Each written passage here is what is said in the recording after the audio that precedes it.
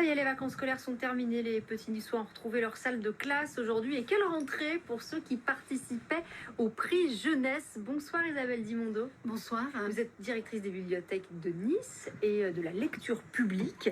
Alors, ils ont choisi un roman. Alors, on va tout de suite en donner le titre. C'est Sean, le panda babysitter, 33 rue des Tilleuls. Voilà, prix décerné à donc Florence Unkel. Pourquoi les élèves ont choisi de récompenser ce roman? Est-ce qu'ils ont motivé leur choix aujourd'hui? Ah oui, ils ont motivé leur choix. C'était même impressionnant de voir comment ils ont pris ça à cœur. Ils ont découvert que leur choix collectif a été le bon, parce que vraiment, il a fait la différence avec les autres, celui-ci.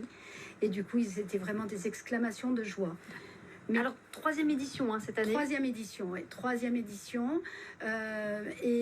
C'est intéressant parce que non seulement ils ont lu pendant toute l'année les quatre romans, mais aussi ils ont dû expliquer justement pourquoi. Ils ont soit fait des scénettes, soit ils ont écrit il y a une classe qui a écrit une histoire qui lit les quatre romans pour dire en fait et pour faire ressurgir en fait les éléments clés, ce qui les a marqués dans ces différents C'était très très beau.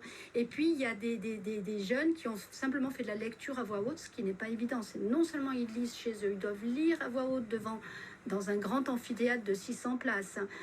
Et ils ont dû écrire, c'est vraiment un gros travail pour eux, quoi. Alors, effectivement, 280 élèves ont participé. Ça leur permet de lire. C'est une vraie incitation à la lecture. Ça donne une motivation. En fait, c'est ça l'esprit, j'imagine, aussi derrière ce prix. Oui,